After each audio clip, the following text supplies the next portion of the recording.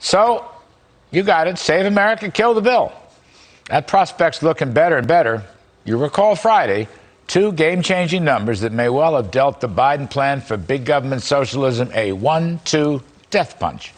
First, the 6.9% consumer price index showed inflation is not transitory, and we sure don't need any more government spending.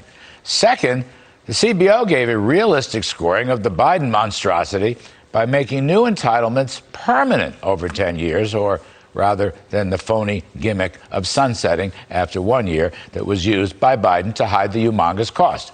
Now, Pelosi called the CBO price out imaginary. Chuck Schumer said the numbers are fake.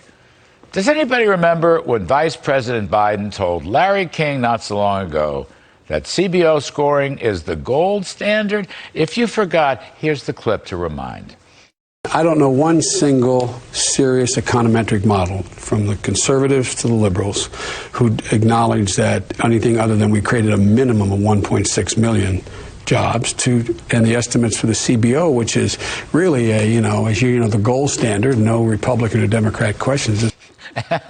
Actually, I got to hand it to him. He was right. Actually, the CBO is correctly capturing Biden's policy intent, because he's always talking about his transformational plan, right? Well, transformation doesn't mean 1 year and out. It means permanent. And that's what the CBO's new score captures. So transformationally permanent translates to a $5 trillion in more spending and $3 trillion in a larger deficit. That means there would be huge new government spending to push inflation higher. It also means the bill's not paid for, all of which the administration has known all along, just as Pelosi and Schumer have. Essentially, the CBO has outed the whole progressive left budget fiction. Who knew? Well, there's a memo from Treasury Secretary Janet Yellen to members of the U.S. Senate.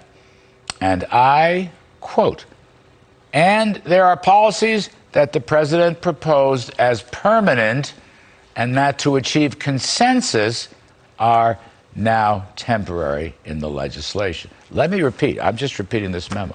She said the president proposed permanent, not temporary. Well there, Madam Secretary. Roger that. Guess you all did want permanent in the first place. Guess Lindsey Graham and Jason Smith of the CBO kind of called you out on it.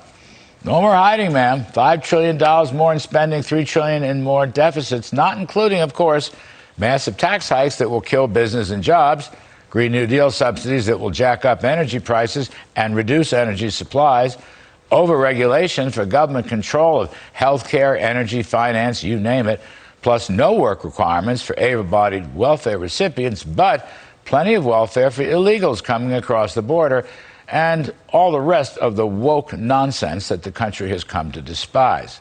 Now, perhaps the leading woke fighter now, Senator Joe Manchin, in advance of a phone call with President Biden today, Mr. Manchin signaled big concerns about inflation and the cost of the social spending bill, and I will quote, "Inflation is real. It is not transitory. It's alarming. It's going up, not down.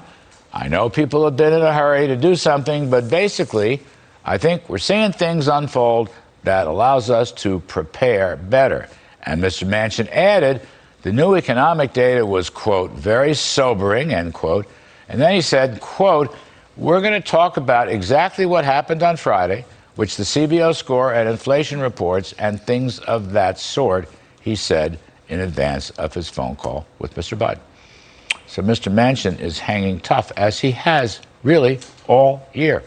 I will conclude, save America, kill the bill. That's my riff. 'Cause the flag still stands for freedom, and they can't take that